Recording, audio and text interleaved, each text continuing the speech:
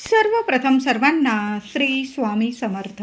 स्वामी महाराजांच्या कृपेने तुमच्या सर्व चांगल्या इच्छा पूर्ण होत ही स्वामींचरणी प्रार्थना करते आणि आजच्या व्हिडिओला सुरुवात करते. उद्या 18 ऑक्टोबर 2025 शनिवार दिवशी दिवाळीची धनतेरस आलेली आहे. म्हणजे दिवाळीचा धनत्रयोदशीचा दिवस आलेला आहे.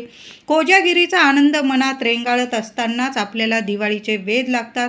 दिवाळी म्हणजे आनंदाचा क्षण, दिवाळीचा सण आश्विन वद्य त्रयोदशीपासून ते कार्तिक शुद्ध द्वितीयेपर्यंत 5 दिवस आपण साजरा करत असतो. त्यात वसुबारस, धनत्रयोदशी, नरक चतुर्दशी, लक्ष्मीपूजन, बलिप्रतिपदा म्हणजे दिवाळीचा पाडवा आणि भाऊबीज अशा 5 वेगवेगळ्या सणांचा यात समावेश असतो.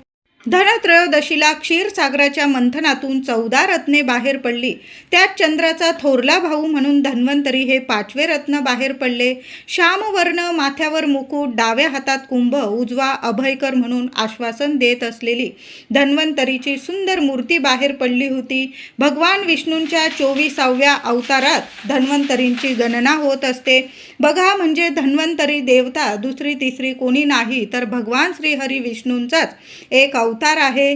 त्याचबरोबर उद्या धनत्रयोदशीची पूजा केव्हा करावी, कोणत्या शुभ मुहूर्तावर करावी, 13 दिवे लावावे की एकच यमाचा दिवा लावावा आणि तो दिवा कोणत्या वेळेत लावायचा आहे, संपूर्ण माहिती आजच्या व्हिडिओमधून जाणून घेणार आहोत. व्हिडिओ शेवटपर्यंत बघा.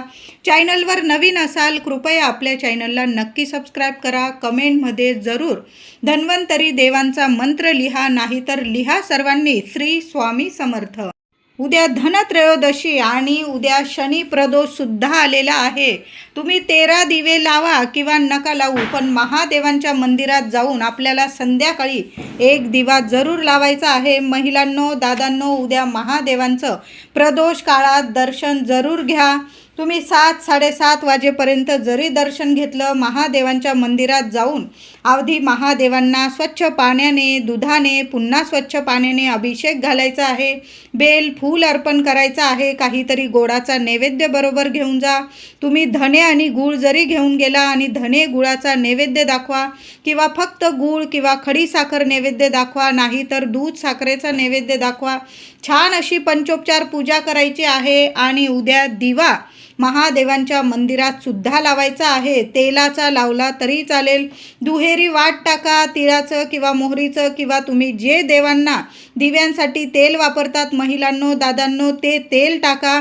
मातीची पंती जरी घेतलेली असेल तरीही चालेल. मातीची पंती घ्या, कणकेचा दिवा बनवा, पण महादेवांच्या मंदिरात एक दिवा जरूर लावा. 2 मिनटं शांत बसा.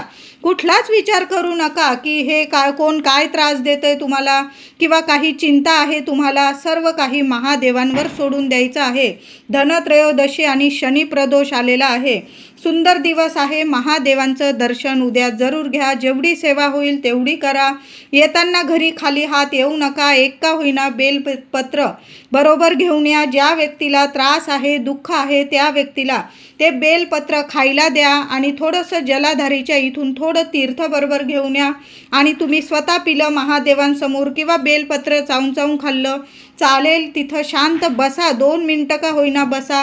ओम नमः शिवाय, ओम नमः शिवाय मंत्र जरूर जपायचा आहे.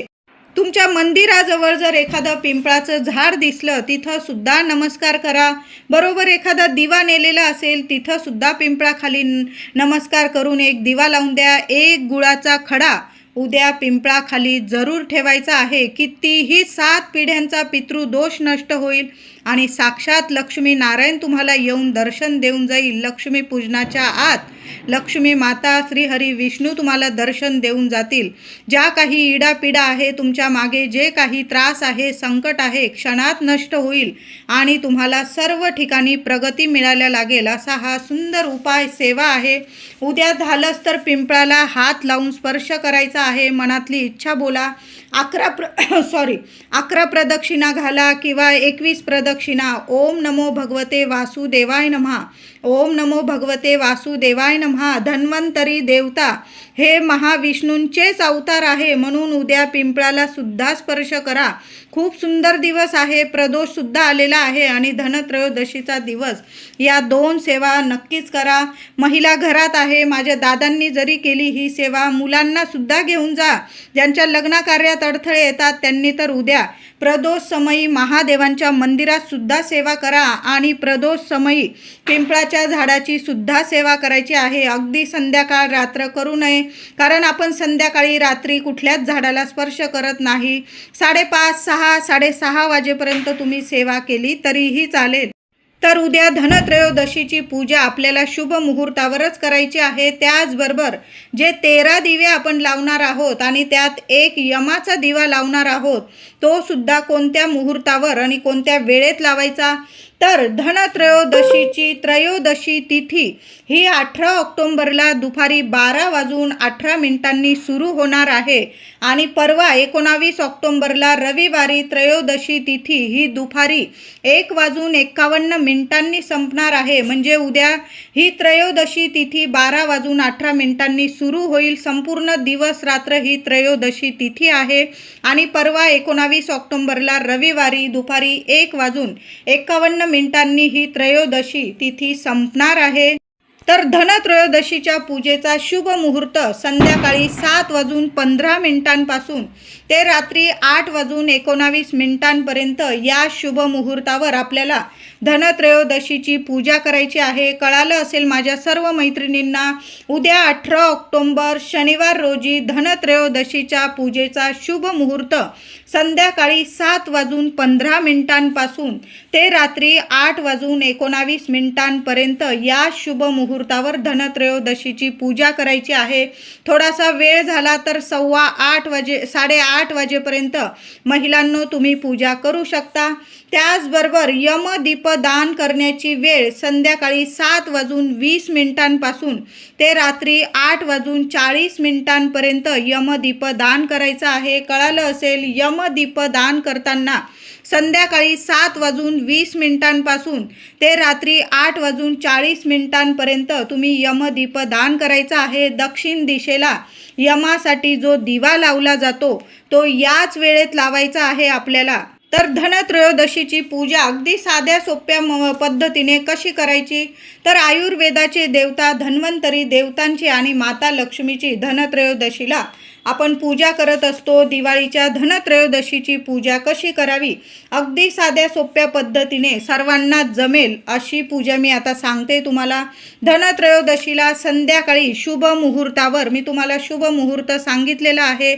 चौरंग किंवा पाट मांडून घ्यायचा आहे. उत्तरेकडे किंवा पूर्व पश्चिम तुम्ही जिथं दरवर्षी धनत्रयोदशीची पूजा मांडतात त्या ठिकाणी पाट मांडून घ्यायचा आहे. रांगोळी काढायची पाटाच्या अवतीभोवती, त्यावर लाल कपडा अंथरून घ्यायचा आहे स्वच्छ.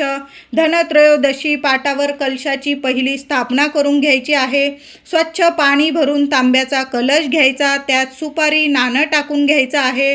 हळदी कुंकू 1 फुलं टाकून 5 विड्याची किंवा आंब्याची पानं ठेवून 1 नारळ ठेवून घ्यायचा आहे. नवा कोरा नारळ, शेंडी वर आली पाहिजे अशा पद्धतीने छान असा कलश तयार करून घ्यायचा आहे आणि तांदळाच्या राशीवर कलश मांडून घ्यायचा आहे. कलशाची पूजा नंतर करा तुम्ही. आधी प्रथम गणपती बाप्पांची पूजा करायची आहे. फक्त आधी कलश मांडून ठेवायचा आहे तुम्हाला. धन्वंतरी देवांचा फोटो असेल तो पाटावर ठेवून घ्यायचा आहे.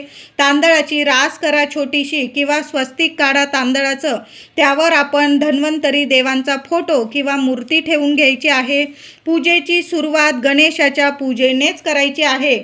ताम्हणात गणपती बाप्पांची मूर्ती नसेल घ्यायची तुम्हाला, 1 सुपारी घेऊन त्यास अभिषेक करून घ्यायचा आहे. दूध पाण्याने अभिषेक करा गणपती बाप्पांवर आणि पाटावर 2 विड्याच्या पानावर गणपती बाप्पांची प्रथम स्थापना करायची.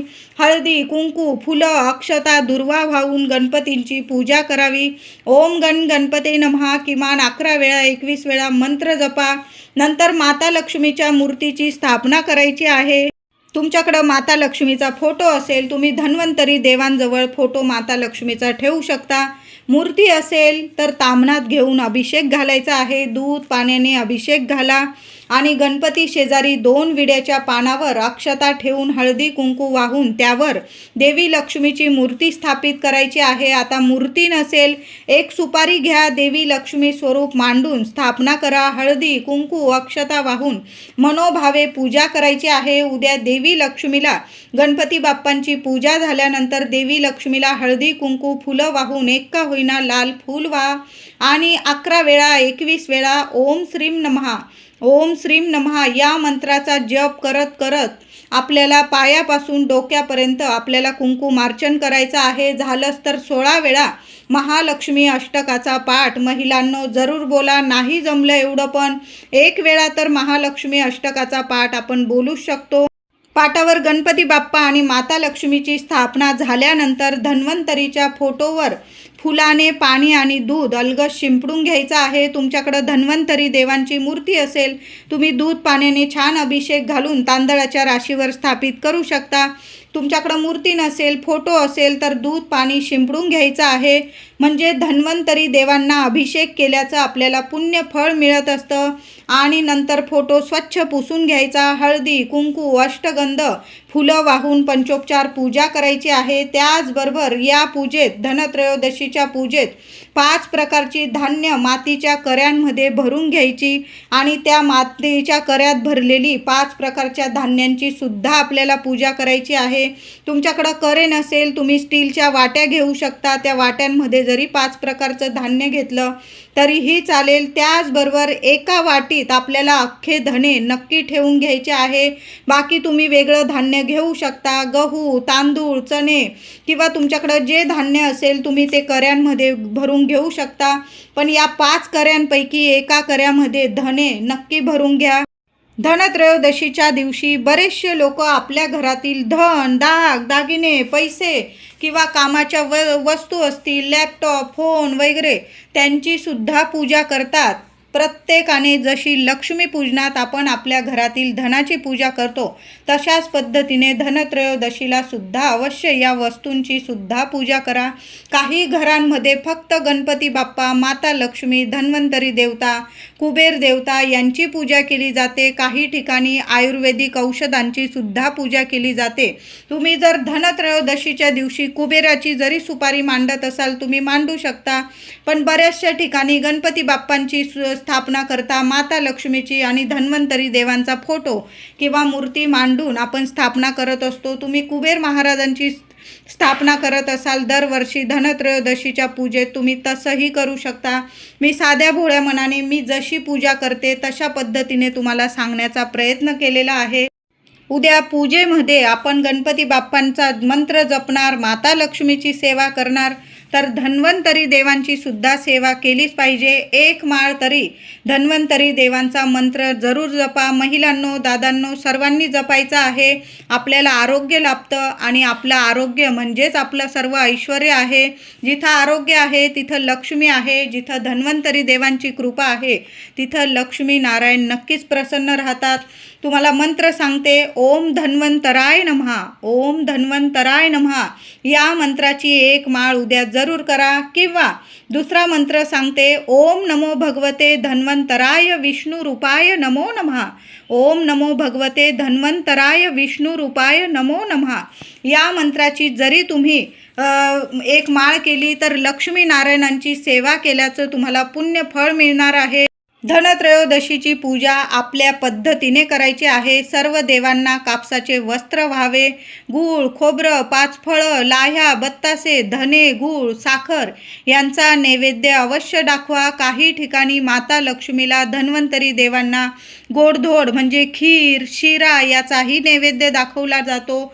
तुमच्या पद्धतीने तुम्ही जसं दरवर्षी धन्वंतरी देवांची म्हणजे धनत्रयोदशीची पूजा करतात अगदी तशाच पद्धतीने करायचं आहे. आणि या नैवेद्यात, या पूजेत नैवेद्य म्हणून धने आणि गूळ जरूर दाखवायचा आहे. नंतर तो प्रसाद आपल्याच घरच्या व्यक्तींना वाटायचा आहे. इतरांना हा प्रसाद देऊ नका. नाही तुम्ही लाह्या, बत्तासे, फळं वगैरे तुम्ही गोड जे नैवेद्य दाखवले असतील ते तुम्ही इतरांना वाटू शकता. पण धने आणि गूळ हा नैवेद्य आपल्याच घरातल्या लोकांना वाटायचा आहे. महिलांनो, उद्या तुमच्याकडं कुणी कितीही मागू द्या, धने, घरातले अख्खे धने, आपलं धन, ऐश्वर्य, आपली लक्ष्मी कुणालाच देऊ नका. नाही तर तुम्ही कितीही सेवा करा माता लक्ष्मीची, माता लक्ष्मी तुमच्यावर कधीच प्रसन्न होणार नाही. धनत्रयोदशीला तुमच्याकडं कुणी मागितलं, बाई थोडेसे धने दे, मला धनत्रयोदशीच्या पूजेत नैवेद्य दाखवायचा आहे, देऊ नका. त्यांची पूजा आहे, ते धने विकत घेऊन येतील. तुम्ही तुमच्या घरातलं धन अजिबात देऊ नका.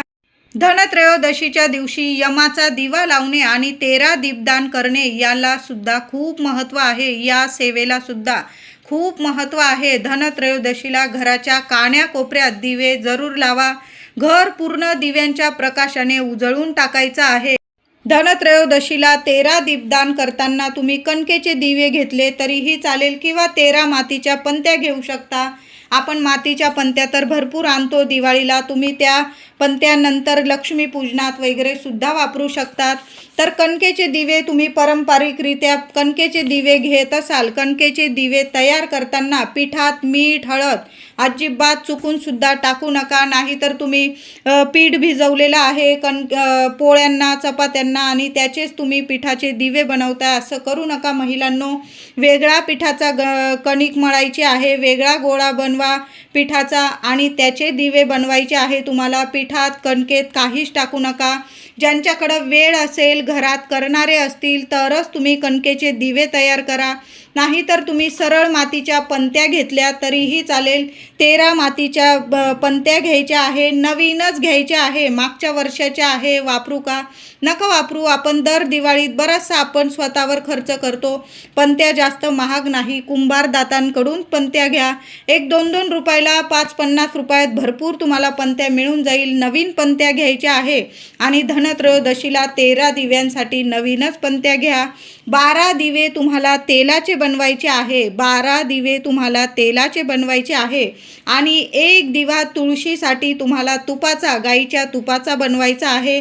13 दिवे एका ताटात नीट ठेवून घ्यायचे आहे. नवीन पंत्या असतील मातीत पाण्यात भिजवून घ्या, म्हणजे तेलसुद्धा जास्त शोषणार नाही त्या आणि कमी तेलात जास्त वेळ दिवे चालतील.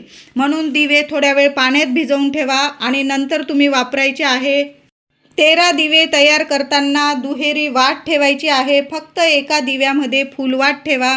तो आपल्याला तुपाचा, गाईच्या तुपाचा तुळशीजवळ ठेवायचा आहे आणि 12 दिव्यांमध्ये आपण लांब वाती ठेवायची आहे. लांब वाती बनवा. दुहेरी वातीची एक वात तयार करून त्यात तेल टाकायचं आहे. तुम्ही जे देवांसाठी, दिव्यांसाठी तेल वापरता, मग तुम्ही मोहरीचं, तिळाचं तेल वापरत असाल, अतिशय उत्तम. उद्या शनिवार आलेला आहे, प्रदोष आहे.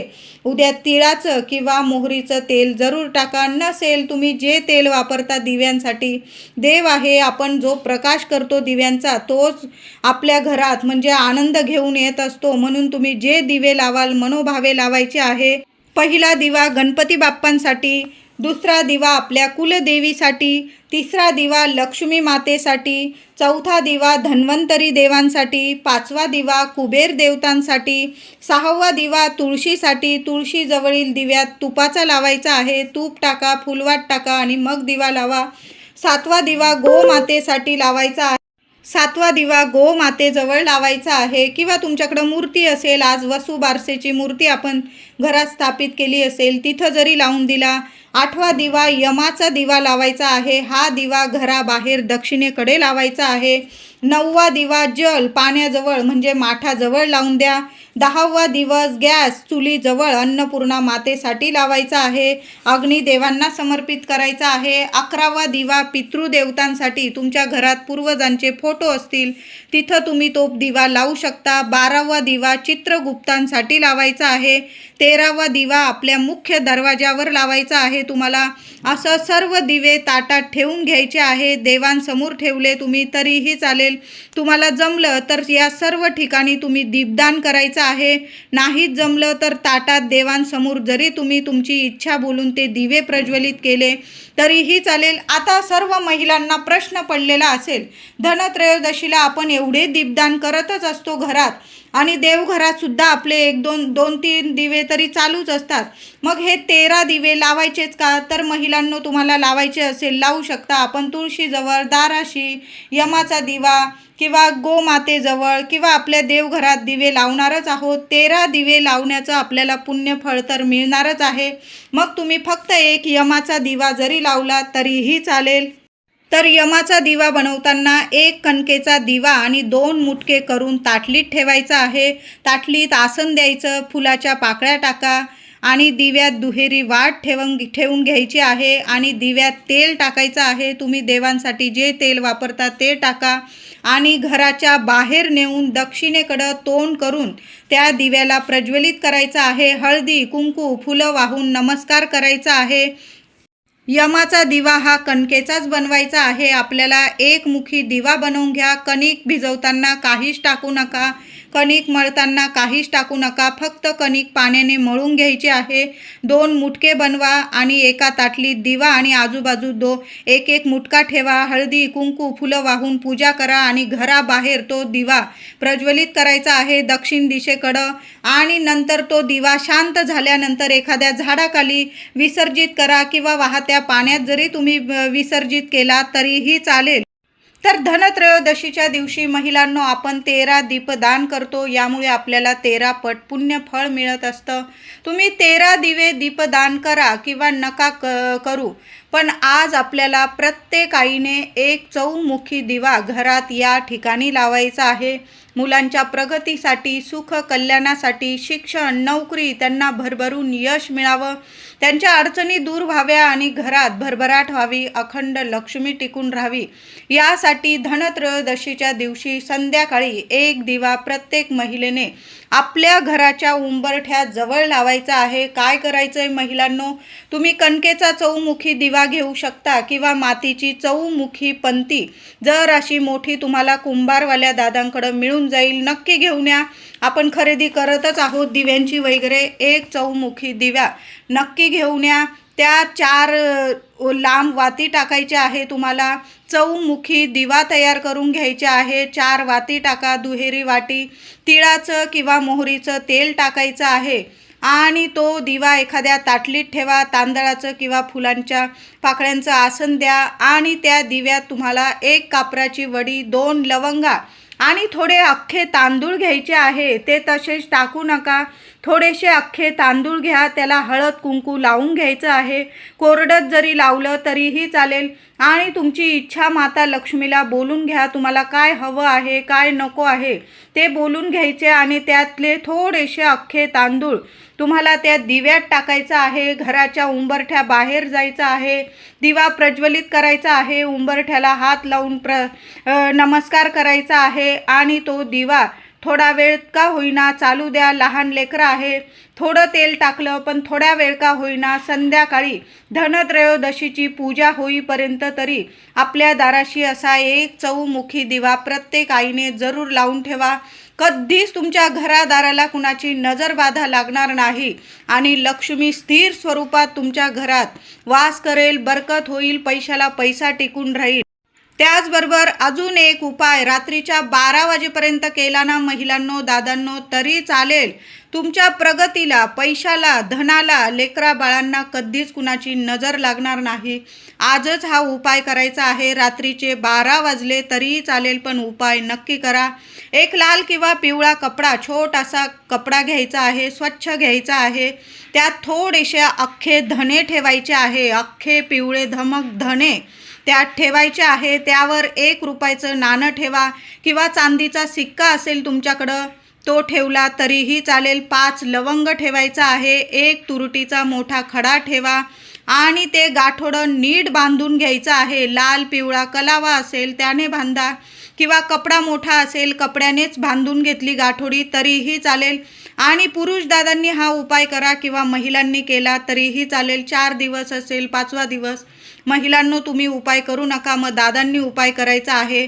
आपल्या घरात मुख्य दरवाजावर आतून बांधून द्यायचा आहे. दिशा बघू नका, उजवी डावी कुठल्याही साईडला नीट ठिकाणी ती गाठोडी बांधून द्यायची आहे. तुमच्या प्रगतीला, तुमच्या पैशाला, लेकरा बाळांना, धनाला कधीच कुणाची नजरबाधा होणार नाही. अशी पोटली, अशी गाठोडी महिलांनो, दादांनो आपल्या दारात, मुख्य दारात आतून जरूर लावून द्या. खूप सुंदर उपाय आहे. सोनेरी अनुभव तुम्हाला लगेच येईल. लक्ष्मी तुमच्या घरात कायम अखंड वास करेल. आर्थिक टंचाई असेल किंवा नसेल, सर्वांनी ही सेवा, हा उपाय जरूर करा. माता लक्ष्मीला प्रार्थना करा आणि मग अशी एक गाठोडी नक्की लावून द्या. अख्खे धने ठेवतो म्हणजे आपलं धन आणि त्यावर तुरटी लवंग ठेवतो, आपला 1 रुपयाचं नाणं नाणं किंवा चांदीचा शिक्का ठेवतो त्याला कधीच कुणाची नजर लागणार नाही. म्हणजे आपल्या घराला, आपल्या प्रगतीला, आपल्या धनाला, आपल्या ऐश्वर्याला, पैशाला कधीच कुणाची नजर बाधा लागणार नाही. या गाठोडीचा असाच अर्थ आहे की तुमचं धन नेहमी सुरक्षित राहील आणि त्यात बरकत होत राहील. त्याचबरोबर महिलांनो, आज संध्याकाळी धनत्रयोदशीची पूजा वगैरे सर्व नीट करून झाल्यानंतर 4 काळी मिरी तुम्हाला हातात घ्यायची आहे. मागच्या खोलीतून फिरत फिरत तुम्हाला मुख्य दाराबाहेर जायचं आहे. 4ही दिशांना एक एक काळी मिरी टाकून द्यायची आहे. यामुळे सुद्धा आपल्या प्रगतीतील ज्या अडीअडचणी असतात नष्ट होतात. कुणाची वाईट नजर आपल्या उंबरठ्यावर सुद्धा कधी फिरकत नाही, लागत नाही. म्हणून अशी काळी मिरी, 4 काळी मिरी उजव्या हातात घ्यायचं, संपूर्ण घरात फिरा, मुख्य दाराबाहेर जायचं, 4ही दिशांना एक एक काळी मिरी टाकून द्या. कुठं पडते बघू नका आणि घरात या, हातपाय धुवून घ्या. कधीच तुमच्या घरादाराला, लेकराबाळांना नजर लागणार नाही. हे तिन्ही उपाय आज नक्की करा. रात्रीचे 12 वाजले तरी नक्की करा.